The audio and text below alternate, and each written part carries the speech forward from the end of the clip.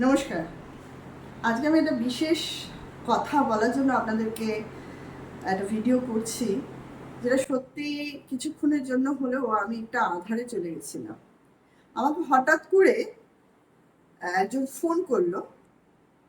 Phone করে বলল যে আপনার টেলকম থেকে ফোন করেছি। ছেলেটার নাম হচ্ছে রাজীব, যে টেলকম ডিপার্টমেন্ট থেকে ফোন করেছে। আপনার রেজিস্টার নাম্বারটা ব্লক করে দেওয়া হবে। তো আমি বললাম, আমার রেজিস্টার নাম্বার ব্লক করে দেবেন মানে কেন ব্লক করবেন, কি প্রবলেম হয়েছে আমার রেজিস্টার নাম্বারে?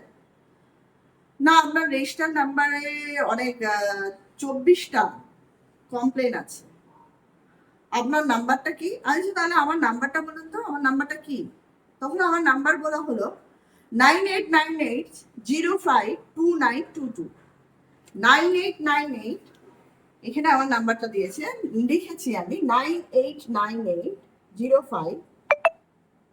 2922। ঠিক আছে, এই নাম্বারটা তো আমার না। তো আমি বললাম এই নাম্বারটা আমার না। ঠিক আছে, যার নাম্বার তাকে বললাম, না আপনার নাম কি শর্মিষ্ঠা? তো একটু আমার একটা খটকা লাগলো, শর্মিষ্ঠা, হ্যাঁ ঠিকই বলছে শর্মিষ্ঠা। আমি যে নামটা আমার পরিষ্কার করে বলুন। বলো আপনার নাম শর্মিষ্ঠা। আমি বলছি, শর্মিষ্ঠা কি? শর্মিষ্ঠা দে। আমি বলছি হ্যাঁ শর্মিষ্ঠা দে। তো আপনার নামে এফআইআর আছে। এই কোথায় এফআইআর আছে? না, আপনার নামে এফআইআর আছে মুম্বাই পুলিশ স্টেশনে। তা আমি বললাম, মুম্বাই পুলিশ স্টেশন? বাবা, এত দূর এফআইআর কে করলো আমার নামে? আমার মানে কি আমি অ্যাক্টিভিটি করেছি, ইলিগাল অ্যাক্টিভিটি কি আছে আমার যে করলো? যে আপনার এই রেজিস্টার নাম্বারটা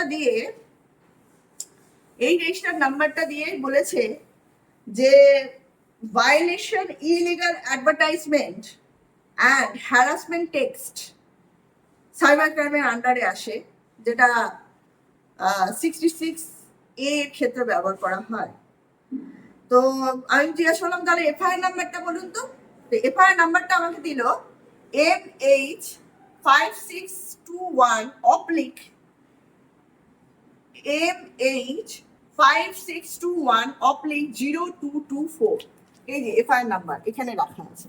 এফআইআর নাম্বারটা আমি লিখলাম, এবং আমার এগেনস্টে কি এফআইআর করেছে, কেন করেছে, কি ইলিগাল আমি অ্যাক্টিভিটি করেছি সেটা বলতে আমাকে বললো, আপনি ইলিগাল অ্যাডভার্টাইজমেন্ট অ্যান্ড ইলিগাল আপনি হ্যারাসমেন্ট টেক্সট লিখছেন। আমার নামে 24টা কমপ্লেন আছে মুম্বাই পুলিশ স্টেশনে। মুম্বাই পুলিশ স্টেশন কি নাম্বার দিল? Airtel store address, Gandhi floor building, PM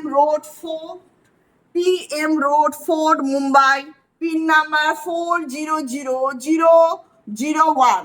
এটা একটুখানি কনফিউজ হয়ে পড়েছিলাম, সত্যিই আমি কনফিউজ হয়ে পড়েছিলাম যে কি ব্যাপার, আমার নামে এই জিনিসটা করা হলো, মানে এতটা ডিটেলস কিভাবে সাজিয়ে এই জিনিসটাকে বলছে। তো আমি বললাম এটা কি করে সম্ভব? তো আমি কি করব? না, আপনাকে মুম্বাই যেতে হবে, মুম্বাই গিয়ে এই কমপ্লেনটা আপনার নামে যেতে হবে, আপনাকে মুম্বাই যেতে হবে। আমি তো মুম্বাই যাবো কেন? আমি কেন যাবো? আমি এসব করিনি, আমার নামই এটা না, আমার নামের এটা রেজিস্টার নাম্বারই না, তাহলে আমি যাবো কেন? তারপর বললো আপনার সঙ্গে আমি মুম্বাই পুলিশের সঙ্গে কথা বলাচ্ছি, আমরা ট্রান্সফার করছি, আপনি কথা বলুন। আর ঠিক আছে দিন। তো ট্রান্সফার করলো।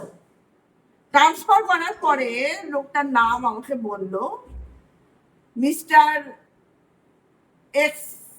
আমার তো মনে পড়ছে না, আমি তখন ভীষণ কনফিউজে ছিলাম, তো আমি ওটা লিখতে পারিনি।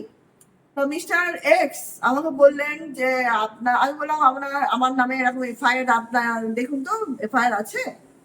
তো উনি আমাকে ফটফট করে বললো নাম্বারটা বলুন, এফআইআর নাম্বারটা বলুন। বললাম কি আপনার এগেনস্টে এফআইআর করেছে, কেন কি ইলিগাল কাজ করেছেন বললাম। তখন বললো ঠিক আছে দাঁড়ান, বলে একটা কম্পিউটার ফটফট আওয়াজ পাচ্ছি আমি, ফটফট করে দেখে নিল, দেখে নিয়ে আমাকে বললো হ্যাঁ আপনার নামে 24টা কমপ্লেন ডাচ করা হয়েছে। আচ্ছা, এটা তো আমার নাম্বার না, আমার নামে তো 24টা কমপ্লেন দার্য করা হয়েছে মানে বুঝতে পারলাম না। এটা আপনার নাম্বার না, আপনার নাম তো আছে, আধার কার্ড আছে। তখন আমি পুলিশটাকে একটা কথা জিজ্ঞাসা করেছিলাম যে আচ্ছা আমাকে একটা কথা বলুন, আমার আধার কার্ড নাম্বার নিয়ে যদি কেউ হ্যাক করে থাকে ভালো কথা, রেজিস্টার নাম্বার নিয়েছে কি করে সম্ভব? আমার তো থামের কোনো প্রিন্ট বার করেনি, আমার চোখের আই কন্ট্যাক্ট নেয়নি, তাহলে কি করে রেজিস্টার নাম্বারটা দিল? এই প্রশ্নটা আমি করেছিলাম। তখন আমাকে অনেক কথা, এই কথা সে কথা বলে অনেক কিছু ফালতু কথা বলতে গেল। বলে আপনাকে আমি ভিডিও কল করছি, ভিডিও কল করে আপনাকে আমি যা যা জিজ্ঞাসা করবো বলবেন। তাহলে আমি বললাম যে তাহলে আমি কি বলতে চাইছিলাম, আমার কি সুরাহাটা কি? আমি এখানে তো বসে আছি একটা ছোট গ্রামের মধ্যে হলদিয়াতে, তাহলে আমার সুরাহাটা কি, মানে রেমেডি কি করে পাবো আমি? আমার নামে তো এতগুলো কমপ্লেন বলছেন, আমার রেমেডিটা কি? তো বলছে আপনাকে আমি ফোন করছি, ভিডিও কল করছি, করে আপনাকে আমার নাম্বারটা, আপনার সঙ্গে আমি ফোনে কথা বলছি, আপনি বলবেন যে আপনি এটা করেননি বা আপনার কিছু জানি না। আমি প্রথমে একটুখানি কনফিউজ ছিলাম, সত্যি আমি কনফিউজ হয়েছিলাম। তারপরে হঠাৎ করে মনে পড়লো যে ভিডিও কল কি পুলিশরা করে এরকম ভাবে? ভিডিও কলে কমপ্লেন করা যেতে পারে, মানে অনলাইন কমপ্লেন করা যেতে পারে, সরি ভিডিও কল না, অনলাইন কমপ্লেন করা যেতে পারে, কিন্তু ভিডিও কল দিয়ে কোনো পুলিশ এরকম ভাবে কথা বলতে পারে না। এটা অন্য ক্ষেত্রে হয়, সামান্য ব্যাপারগুলোতে হয় না। তো যাই হোক, ওনাকে ওই ফোন করেছিলেন আমাকে, তা আমি একটু কনফিউজ হয়েছিলাম সত্যি, তখন আমি বললাম বারবার। এবং ওনার পুরো একদম ছবিতে দেখছিলাম, মানে ভিডিওতে দেখছিলাম উনি আমাদের দেশের পতাকা সামনে রাখা বড় টেবিলে বসে আছেন, এবং ব্যাচ পরা আছে তার, মুম্বাই পুলিশের, পুরো মুম্বাই পুলিশের একবারে সবকিছুই করা রয়েছে, সেখানে সবকিছুই উপস্থিত আছে। তো স্বাভাবিক মধ্যে একটু মানে আমার একটু ভরসা হলো, যাক পুলিশের সঙ্গে কথা বলছি তাহলে। তো আমার হাজবেন্ড বলছে না এটা ফ্রড, পুলিশ না। তো আমি আবার বললাম না না হয়তো পুলিশই। বলছে না এটা পুলিশ না। আমার হাজবেন্ড কিন্তু বুঝতে পেরেছিল এটা, যে এটা ফ্রড, এটা পুলিশ না। তো এবং পুলিশও যেই তো আমার হাজবেন্ডকে ডেকে নিয়েছে, সঙ্গে সঙ্গে বললো আপনার আপনার ঘরেতে কেউ থাকবে না, আপনি একা থাকবেন, আপনি 360 ডিগ্রিতে ঘোরাবেন, একা থাকবেন, কেউ থাকবে না। তো আমার একটু সন্দেহ হলো, মানে যখন বললো 360 ডিগ্রিতে আপনি আপনার ঘরটা ঘোরাবেন এবং একা থাকবেন, এটা আবার কেন হলো? এই জিনিসটা কেন হলো আমি একটু কনফিউজ হয়ে গেছিলাম। তারপরে মনে মনে ভাবলাম যে আমার হাজবেন্ডই তাহলে ঠিকই বলছে, পুলিশটা ফ্রড, সত্যিই পুলিশটা ফ্রড। যখন আমাকে বললো আপনার ডিটেলসটা দিন, আছে কি ডিটেলস বলুন, না আপনার আপনার নাম বলুন। আমি বললাম আমার নাম শর্মিষ্ঠা দে। বলো আপনার নাম, স্পেলিং এর নামটা বলুন। আমি বললাম, তারপরে বললো যে আপনার আধার নাম্বারটা দিন। তখন আমি ফাটাস করে মাথা দিয়ে একটা বুদ্ধি চলে এলো। আমি বললাম আধার নাম্বার তো আপনার কাছেই রয়েছে স্যার, তো একটা কাজ করুন, আধার নাম্বারটা আপনি বলুন, আমি মিলিয়ে নিচ্ছি। এর মধ্যে আমার একটাই ভুল হয়েছে, যেটা একটু হয়তো ভুল করে ফেলেছি। সেটা হচ্ছে 660 ডিগ্রি যখন বলেছিল, 360 ডিগ্রিতে আমি আমার বেডটা এবং আমার বই, এই যে বইগুলো আছে এই টেবিলটা আমি দেখিয়েছিলাম। এটা আমার একটা ভুল হয়েছে, যার জন্য হয়তো আমার পস্তাতে হতে পারে, আবার নাও হতে পারে, কিন্তু আমার অরিজিনালি যে ডিটেলস গুলো আমি দিইনি। এই কথাগুলো বলার মানে হচ্ছে আমি একজন অ্যাডভোকেট, আমি অ্যাডভোকেট হয়েও কিছু খুনির জন্য প্যানিক করেছিলাম, ভুল করে ফেলেছিলাম, যেটা সবাই সাধারণ পাবলিকের ক্ষেত্রে আরো বিপজ্জনক। আমি এই দুটো জিনিস দিইনি, আমার আধার নাম্বার, আমার রেজিস্টার নাম্বার আমি দিইনি। কিন্তু আপনারা তো এটা ভুল করতেই পারেন। আমি আপনাদেরকে শেয়ার করব, যে নাম্বারটা দিয়ে আমাকে কল করা হয়েছিল, ভিডিও কল করা হয়েছিল, সেটা একটা ইন্টারন্যাশনাল নাম্বার, মালয়েশিয়ার ইন্টারন্যাশনাল প্রোটোকল, মানে পুলিশের প্রোটোকল নাম্বার দিয়ে করা হয়েছিল, হ্যাক করে ওটা করা হয়েছিল, যেটা আমি দেখলাম পরবর্তীকালে। মানে আমার মতো, যে আমি একজন মানে পিএইচডি করছি, চিন্তা করতে পারছেন, পিএইচডি ল নিয়ে পিএইচডি করছি, আমার মতো মানুষকেও কিছুক্ষণের জন্য হলেও একটু প্যানিক করতে হয়েছিল। আমার এখন একটাই ভয়, ওরা সাইবার ক্রাইমের 66A তো এসব আছেই, তার থেকে বড় কথা 66(7)A আর B দুটো আছে, যেটা খুব খারাপ জিনিস। যেটা ফটোটা, আমার মুখের ফটোটা ওরা যদি ক্যাপচার করে, ওরা কোনো নোংরা ভিডিও তৈরি করে ছাড়ে আমার সম্বন্ধে, সেটা বিপজ্জনক হতে পারে আমার বিষয়, আমাকে ব্ল্যাকমেল করতে পারে।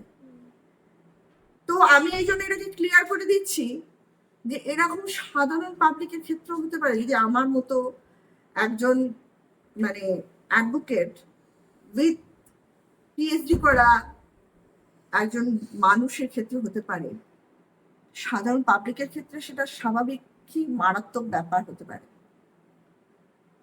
যদি এরকম আমার নিয়ে কোনো ভিডিও দেখেন যে এরকম নোংরা কোনো ভিডিও করে ছেড়েছে ওরা ব্ল্যাকমেল করার জন্য, সেটা কোনোভাবে বিশ্বাস করবেন না। কেননা এক্ষেত্রে সম্পূর্ণভাবে প্যানিক মোডে ছিলাম, যেটা কিছুক্ষণের জন্য হলেও, 1 মিনিটের জন্য হলেও আমি প্যানিক মোডে ছিলাম। হয়েছে আমার দ্বারা, ভুল হয়েছে। সেই ভুলটার যদি মাসুল আমাকে গুনতে হয়, ব্ল্যাকমেল করবে, অনেক কিছু করবে, সেটা আমার কোনো যায় আসে না।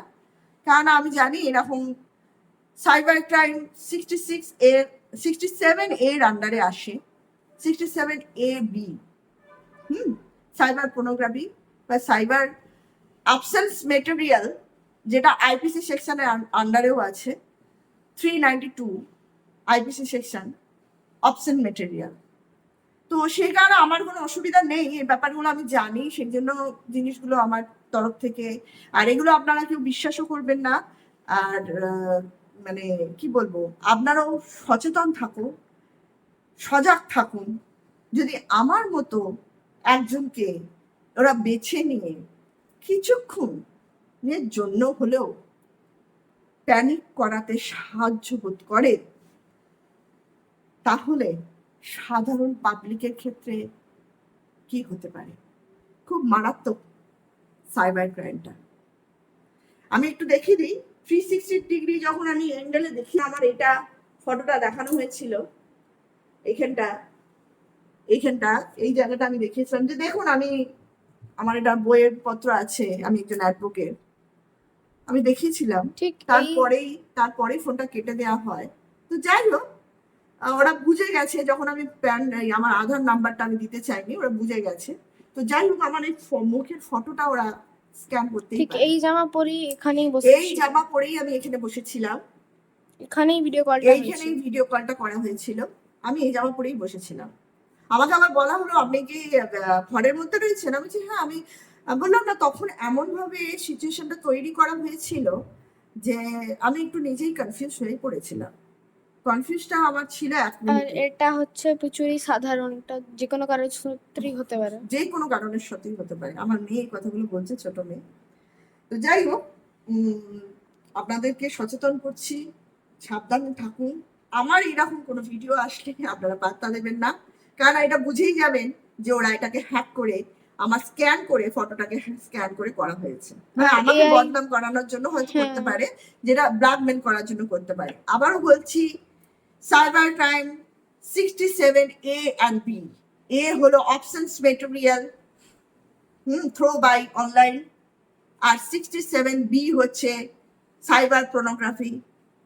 হ্যাঁ, এটার ক্ষেত্রে দুটো ক্ষেত্রেই হতে পারে, এবং আইপিসি সেকশন 392। নমস্কার, ভালো থাকবেন, সজাগ থাকবেন, সবসময় সচেতন থাকবেন।